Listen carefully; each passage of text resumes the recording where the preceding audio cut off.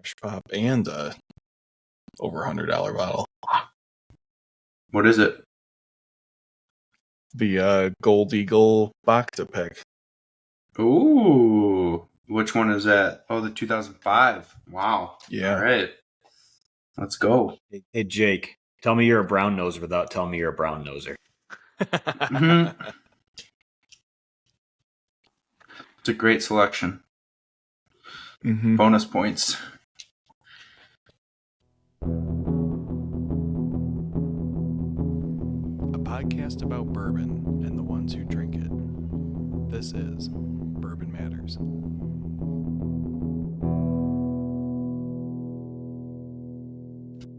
Welcome to Bourbon Matters. I'm Jake. I'm Dan.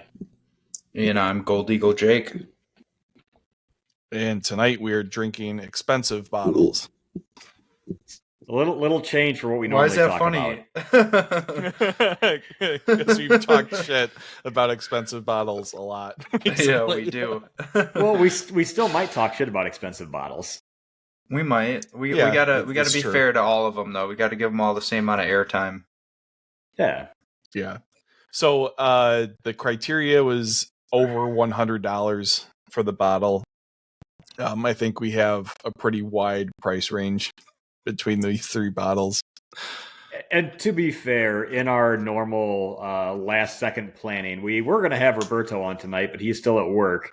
So we decided to change topics, and in 3 minutes we came up with the idea of something over $100 and then went and grabbed something off our shelves. And that's what we're talking about tonight. Yep. Thanks for adding that in. Yeah, gotta show everyone we never do anything to prepare for these podcasts. Oh, except for And pour never some let an whiskey. opportunity to throw a Roberto under the bus go by. I know. That's the main reason I wanted to do That it. too. Was I got to talk shit about Roberto and he can't talk back, which is my favorite type of conversations about Roberto. So, yeah. So I can say first. I think, obviously, if you've listened a few times, I'm not a big fan of pricing of a lot of whiskey because I think some of it's getting a little ridiculous. Now, these are all retail over $100, not aftermarket over $100, because there's a complete difference between the two.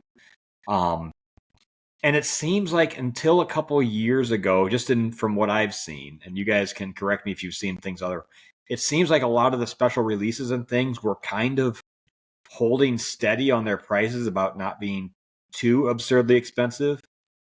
But as of recently, it seems like those special releases are getting jacked up higher and higher on the MSRP. Just, I know when we talked about last year's Midwinter's Night Dram jumped up almost double in price from the previous expression.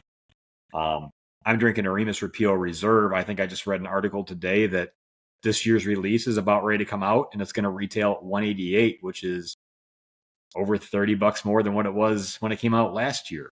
Even more. We actually still have some of last year on the shelf for $120. Yeah, okay. I couldn't remember if it was 150 or 120, but yeah. Yeah, and I think we're supposed to get the new Remus this week. But yeah, it's kind of wild, but like it makes sense, and I don't think we're gonna see that slow down or decrease. Distilleries kind of realize the supply and demand for bourbon right now, and if you're a distillery putting out your most precious bottles that you only have so much of, and then you watch everyone buy a bottle and sell it for 10 times, 5 times more than what you put it out for, you're going to kind of raise a red flag there. Right. Yeah, and then the thing is this a vicious cycle where aftermarket is now going to go up even higher because MSRP is higher? Or would this help? Are we getting closer to a point, which I feel we are, where people aren't going to be paying as much of absurd prices on secondary, and maybe that starts to drop prices in a few years back down on the main? But I highly doubt that. Usually once you raise your price, you're never going back down. Well, I think it has to do a lot with quality. I think like Remus is actually a good example because the 2022 release was not that great compared to some of the past ones. It was still good, but it wasn't nearly as good as like the past, I think 2 or 3 were like pretty spectacular. I think it shows because that bottle is like on shelves almost anywhere. Still, almost a year after it came out. So I think that like equilibrium between price and quality is starting to be exceeded, and that's why you're seeing some stuff just sit. Because it's not actually worth what they're trying to charge for it. No, Yeah, but I think that's. I'll go ahead, Jake. I was just going to say, I think that's, actually what a lot of people don't realize is that's kind of what these distilleries want. They don't want their stuff not to sell, but they want to have shelf presence. It kills Buffalo Trace. I know this, that their products never really make it to the shelf because they sell out so quickly. They want to have a lot of facings on the shelf. They just can't because supply and demand. Their whiskeys are priced, at a point where everywhere they go, they sell out immediately. So I think other distilleries are trying to kind of get more facings, and I think Midwinters is a really good example. I mean, we kind of hated on Midwinters before the price increase, and now that the price increased, I mean, that's one that like I would never ever go for. I'm just not a fan of it. But yeah, I think it's kind of a no-brainer. I'm not saying it's right for these distilleries to charge so much more for their most precious limited releases, but from their point of view, it kind of just makes sense. Yeah, it's like when you were talking about Remus and past expressions. Remus Repeal 5, which was 2 years ago, is in probably my top 5 of all time whiskeys that I've had. I was a really big fan of that. I got the Remus Repeal 6 when it came out. It's good. I'm not going to hate on it. I like this whiskey a lot. It's not as good as 5, but now I'm at that point of, okay, you're jacking the price up another $50 when it took a step backwards. Am I going to spend $188 on 7 Repeal Reserve 7? Not unless I taste it first. Right. If I taste it and I think it's better than 5 and I can get it at retail, I probably will. Because I've all the Remus Repeals I've had, like I said, they've all been really good, but 5 was very, very good for me. But I'm glad I have 6. I wish I wouldn't have paid over $100 for it, but that's retail. It's not like I bought it aftermarket. Yeah. Thing is, that price point is getting up there with some, and Remus is a blend. And like that's getting up there with like some of the like gray label like barrel products, and like the Murray Hill Club from Joseph Magnus, and like the cigar blend from Joseph Magnus, that are like I'd say much more like renowned blenders than MGP, though that's kind of a subjective statement. Yeah. No, it's true. Like they are more renowned blenders, but sadly that's the case because MGP has so much whiskey to pull from. But they're obviously the Remus, the Rossville line, the stuff that they've put out just hasn't gotten the respect that it probably should. But I didn't see that this was supposed to jump up to 190 for this year. I mean, that's a lot for, like you said, the last version is still on the shelves at most places. Mm-hmm. Yeah. Jake, in your stores, like, obviously there is the really special, relimited stuff that's going to go quick, but a lot of your bottles that retail over 100 that aren't overly special, like at Calumets, like the Calumet 15, 16s, you can almost always find them on a shelf. Do they sell well being priced that high? Now, those are super aged whiskeys, so there's a little bit of credence to it, but do they sit longer than, say, like a lot of the stuff that's similar quality but at a $70 to $90 range? Yeah, absolutely. I mean, anything at a higher price point is going to sit for a little bit longer. But I will say that they probably sell faster than you would imagine. And I mean, that $100 to $150 price range, there's a very good buyer market for that price range. And that's going to be your bourbon drinkers that have already kind of collected a massive bourbon collection, and they're very picky on what they want to add, and they go for more quality over quantity now. So back to your point, like these are also whiskeys that people kind of need to taste before they purchase. So like we still do sell a lot of bottles of that price range, and actually our the bottles at the bar that are priced higher do very well. Because I think a lot of people agree they need to taste something in that price range before they buy it. And even if they don't want to buy it, it's cool to say that they tasted it without having to commit to a whole bottle. Yeah. And as sad as it is, it's within the last couple of years, the $100 to the $125 price range is what used to be $75 to $100 2 years ago. Yeah. It's everything's gone up $50, it seems, to be in the same range. But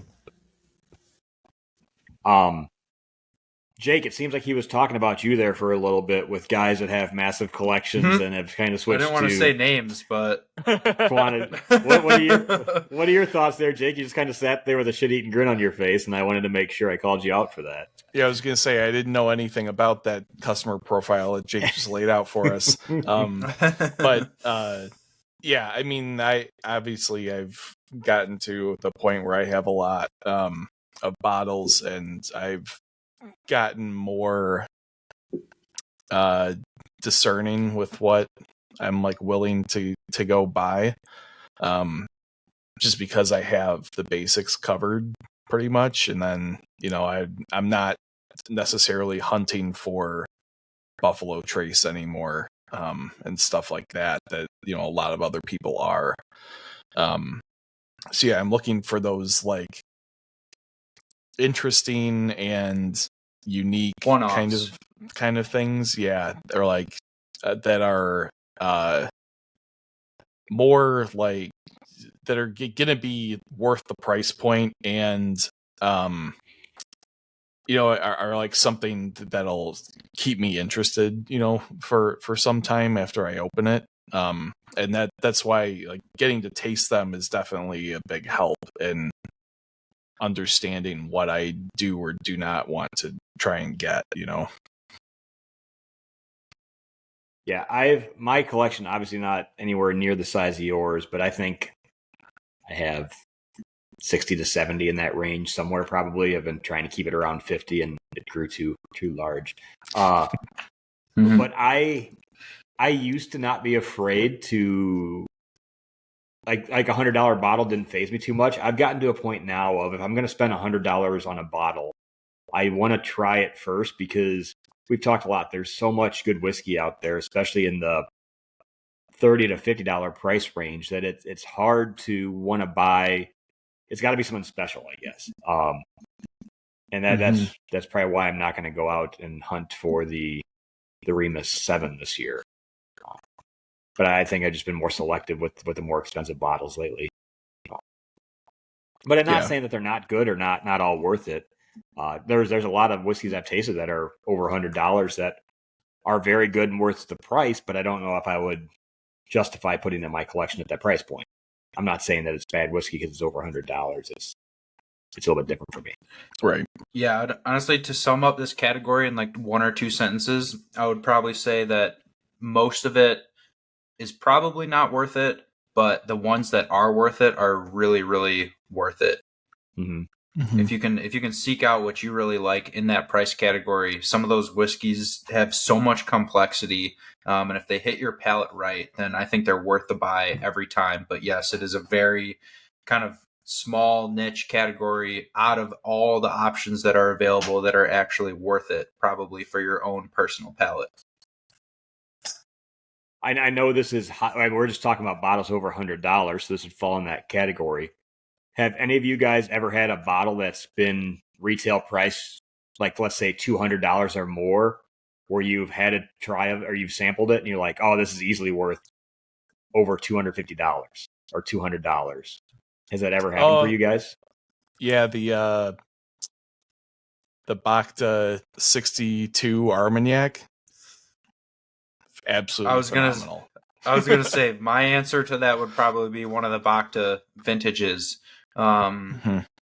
just because the amount of complexity and the amount of just you can just sit there and taste a little tiny sip for 10 minutes, and then the nosing experience is just beyond anything else. But there's not much.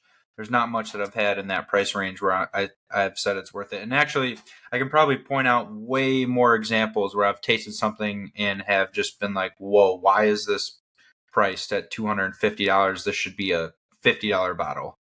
Yeah. Well, I think okay. you and I talked about this one time, Jake, while I was stopping at the store, that it's extremely difficult to justify, particularly in American whiskey, anything at that price point, because it's just it would have to be so old that it's like probably near undrinkable because of the amount of oak that would be imparted. And it's like I think you said that there's probably some scotches that probably would qualify as like good for that price range. But again, like it's a very different type of aging environment that allows them to really mature without like completely degrading the actual whiskey in Scotland, versus here where it's hot in most of the places where they're producing whiskey.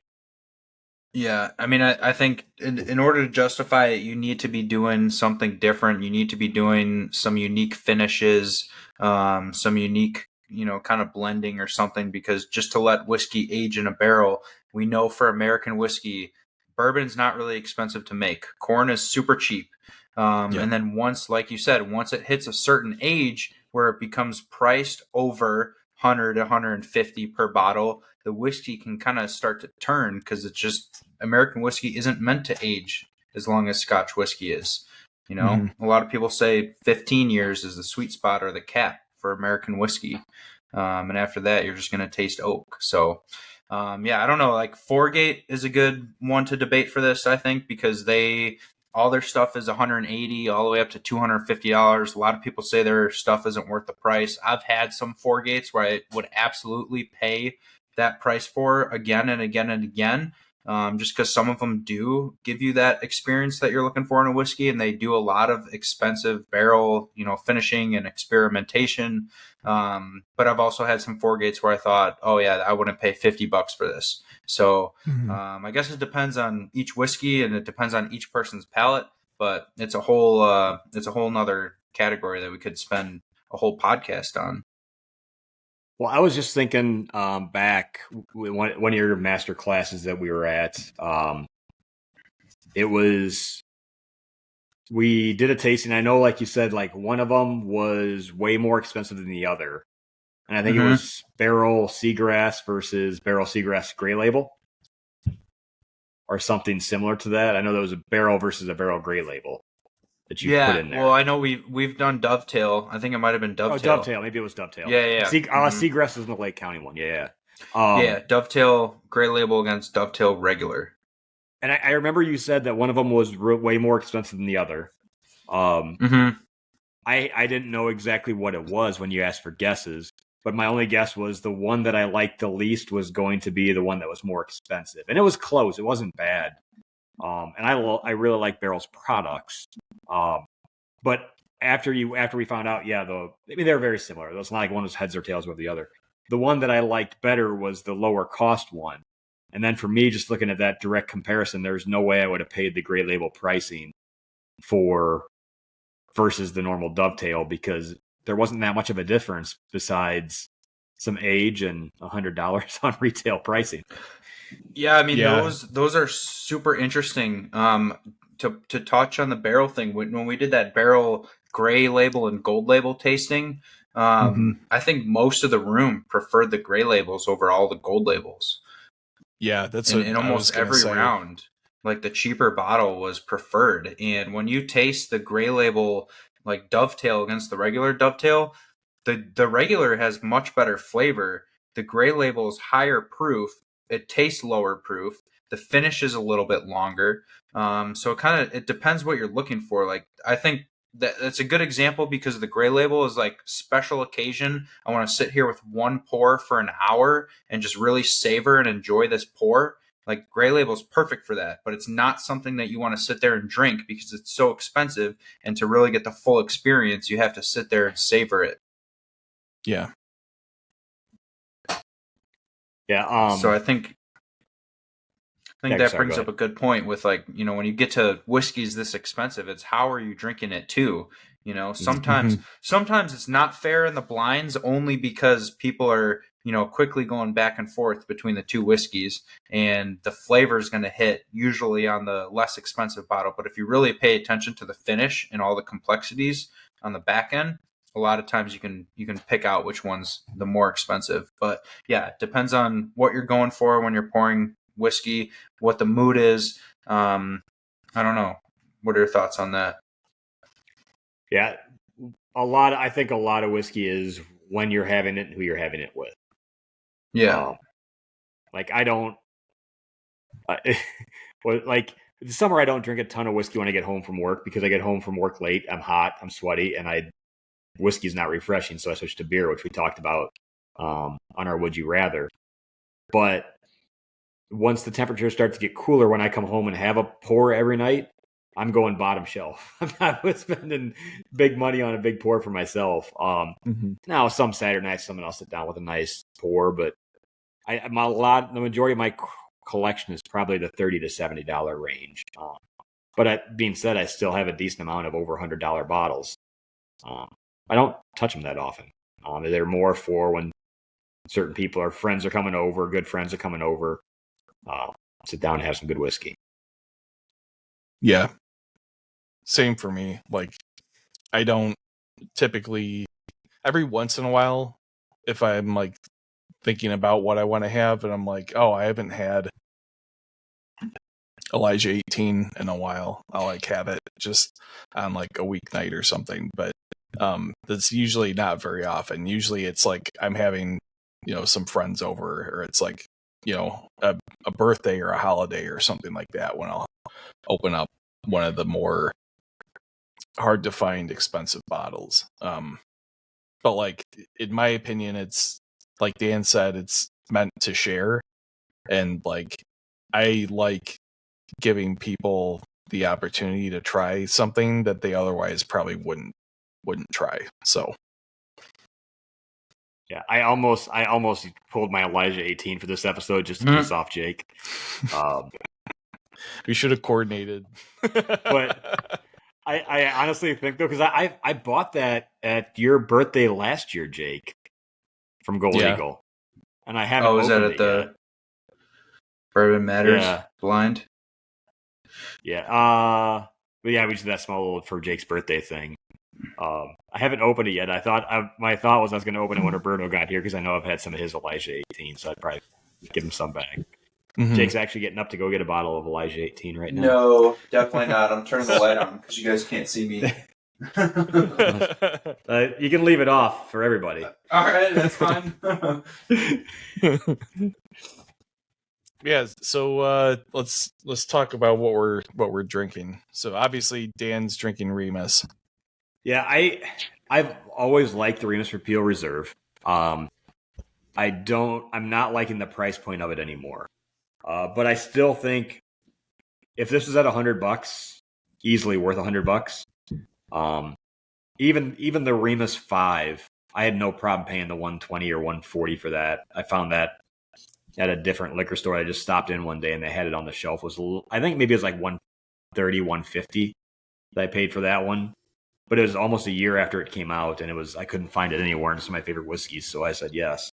Mm-hmm. They always have a blend of quite a few different years, and it's always high rye for the Remus Repeal Reserve. So they upped I did see the breakdown of this year. They upped it. So on the last year's Repeal Reserve 6, only 2% of it was from a 2008 distillation. Where I think this year it was like 6% from 2007. And then it's got fairly equal parts of 2012 and 2014 blended in here too. All pretty high rye. All very high rye. Actually, the lowest percentage rye in here is 21%. So it's probably close. I'm not good at math, and I'm not going to break out a spreadsheet. Probably around 28%, 29% rye. It's pretty high. It's and it's at 100 proof. It has heavy caramel notes on the nose. You're definitely pulling in some of the rye spice on the nose. It's one of those where it has when you smell it, you know it's American whiskey. You know it's American bourbon. And it's not a simple nose. It's pretty complex. Every time you get a little bit different. Same thing on the palate. I don't need to take it now. Palate. All three parts of this are very complex, and I think a lot of that's because there's a lot of different whiskeys in here. There's a lot of age in here. I think they do a great job, and I'm hoping that it's sitting on the shelf just because of price and not because people don't know what it is or just know it's an MGP product and don't want to buy it, because this is a really good whiskey. If it's still on the shelf for $120, I don't think it's too far out of line on that price, or $120, $130, $140, whatever it's at.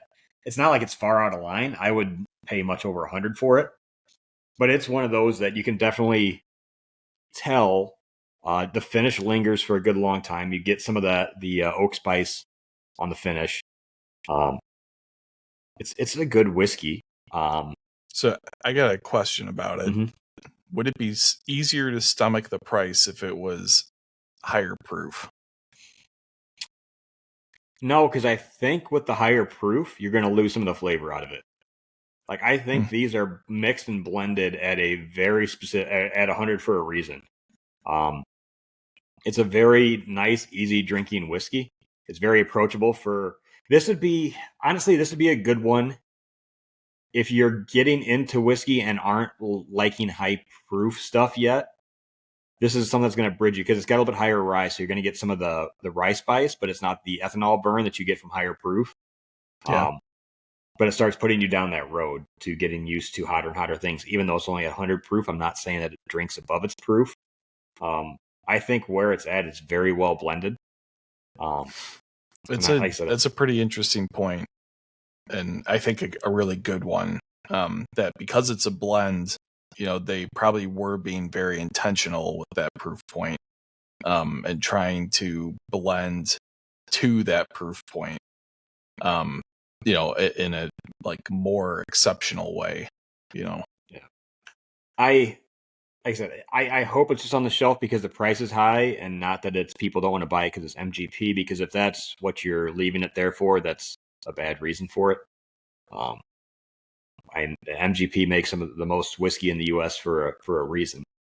Yep. There's so many new companies out there that buy MGP for a reason. They make good things. I think this is really good. I just think it's pricey. And obviously, I'm not a huge fan of price, but if you like high rye whiskeys, if you like good complexity, and you don't mind spending over $100 for a nice occasion bottle, I would say go to Gold Eagle and pick one up, because they still have some on the shelves. I don't know if I'd pay $188 for this year's release, but if Gold Eagle puts them at the bar, I can tell you I would go to the bar and try some, and then maybe I would buy one if it blows my socks off. Nice. Who's kissing ass now? Look at all those big plugs for Gold Eagle right there. That a boy. Well, let's continue the plugs. Dan, does it hold up to this bottle, the Gold Eagle Barrel Craft 9-year MGP? Yeah. Oh, that's a good call. They're very different because of the proof points on them. I like barrel. And this is the low rye. Is it low rye mash bill? So I get a lot more like fruit and sweetness versus the spice that you get on the Remus. So yeah, very different. Yeah, that particular barrel is very, especially for being 9 years, it's very much on the lighter end of the bourbon flavor profile spectrum, which is actually pretty nice. I will say a lot of Barrel's baseline products, not the gray label, not the gold label, just their normal, what I guess they call it, white label. I don't know, whatever. Yeah. I would say those are some of the few that are always right around $100 that I don't think are overpriced, because I've always been very happy with the flavor of it. Mm-hmm. I've always thought Barrel's done very, very well with their stuff. It is on the higher side, but like my first bottle of Barrel was Sam sold it to me. and that was batch 2032 or something. I can't remember, but I enjoyed the hell out of it. But yeah, it was more expensive. Yeah, But I I think mean, Barrel's great. that's the only reason why their gray and gold label don't get enough respect is just because their cheaper offerings are almost just as good, if not better, like we've seen. Mhm. So I think Barrel's a buy all day in my book. All their standard $80 to $110 offerings are usually pretty good. Yeah. Of their line, I think the only one that I'm not overly impressed with, just because it's got a unique flavor profile, is the Armida. It's kind of got that florally note to it that I'm not a big fan of, but all the other stuff I've I tried like from the them, all the Armida, different batches. but those are I mean, it's more experimental for yeah, sure. those are more niche. Like the Armida, the Dovetail, and the Seagrass. You got to try those a couple times before you really enjoy them. But they actually just announced the Armida is not going to be around anymore. It's going to be kind of like a every once in a while seasonal fall release. So, but speaking of barrel, I'll transition into what I'm drinking, and I apologize, but I have 3 bottles. I promise I'll only really talk about one of them. One of them had to be the Barrel 9-year MGP single barrel. This, I think, is my all-time favorite single barrel that we have right now in the store. It's kind of been my go-to lately. This at $110, I think, is a no-brainer. Buy every day. Another one that I'm going to briefly talk about is Peerless single barrels. Although they are young, I think the flavor tastes like they are much more mature and much older. And every time you grab a single barrel from Peerless, it's usually pretty dang good, and it's always very, very different. You get a lot of different flavors barrel to barrel. So Peerless is a go for me. And then the last one, the bottle that I want to talk about, is our Old Elk 8-year sour mash pick. We just dropped this about 2 weeks ago. $110. So good. Yeah, distilled in New York at Finger Lakes Distilling. 121 proof, barrel proof. And what is so special about this one is just how unique it is. Jake, you can probably back me up on this one. I don't know if you've had it, Dan, yet, but this is 121 proof straight bourbon single barrel, and nobody has ever knows this or tasted this and thought it wasn't finished. Yeah. It smells like a straight Armagnac. It's pretty wild. I mean, it's got some intense fruit notes, lots of like ripe berries. Smells like it's for sure finished in Armagnac, sherry, or port. Then the flavor is pretty fruity too, but it's very balanced. And kind of reminds you it's a straight bourbon, more on the palate, but it still has a lot of notes that would maybe make you think that this was finished. And yeah, go ahead. Yeah, it's carries some of the notes through from the nose to the palate. It's definitely much more intense on the nose, but it's one of the most interesting whiskeys I've had in a while. It's very, very good. And so to kind of add on that, like if going back to the $100 purchase thing, it has to be really, really good for me to spend $100 on it, or it has to be really, really unique. And I think this barrel is really good, but this would definitely fall under the unique category. And in my opinion, worth the splurge, just because I guarantee you don't have anything in your repertoire like this, just because of how off the charts it is. And I know I said I was going to maybe drop some coupon codes on the podcast, so I'm going to finally do that. If you use the coupon code BMattersElk, I'll give you $10 off this bottle. Ooh, nice. So it's the Old Elk 8-year single barrel pick that we have in stock right now. I think there's about 60 bottles left, but B Matters Elk and $10 off the bottle. It wouldn't even qualify for this episode anymore. No. I mean, I can take $9.99 off. Barely. I'll take $9.99 off. I'll actually do it. So it'll be $100 on the dot. Purchase your bottle, just barely qualifying for our category here tonight. Yeah. Nice. All right, Jake, what do you got in your hands tonight? Yes, I have another Gold Eagle pick, but Attaboy. I picked this one because it's actually a bourbon, not an Armagnac, but it's the Bacta Gold Eagle bourbon pick, vintage 2005. It's 120 proof. This is pretty phenomenal whiskey. It's do you know where it was sourced from? That one I believe is Tennessee. Oh, okay. But it's there was a little bit of confusion with that one. We're not. I don't think anybody's really 100% sure, but okay. I think the leaning answer is towards Tennessee.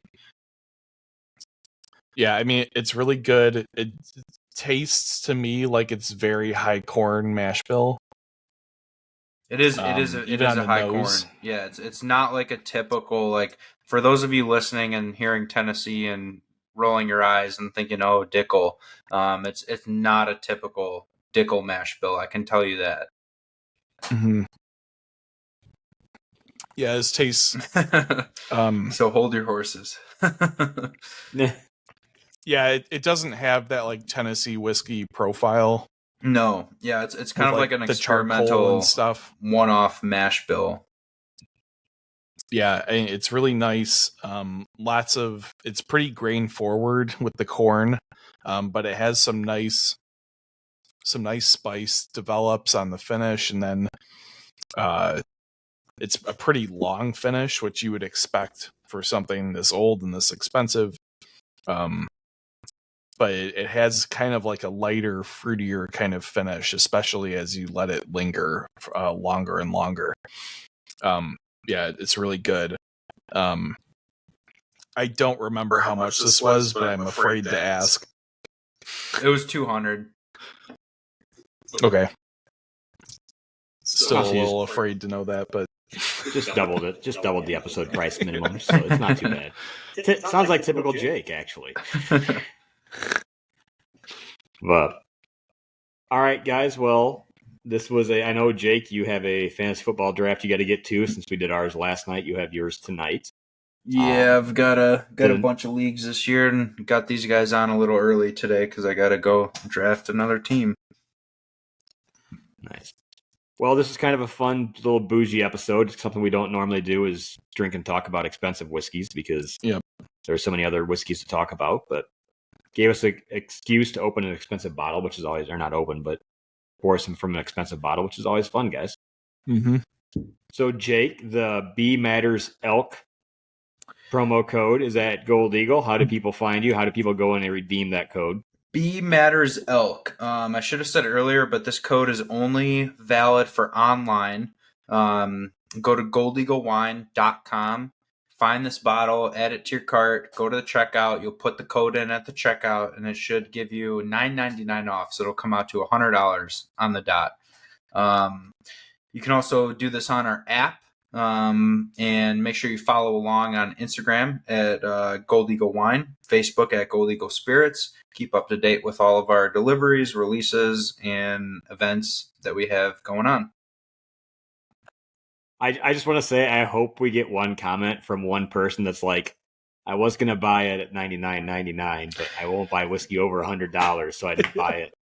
I just want to see that happen. I'm curious to see how many people buy it. We'll see how many people.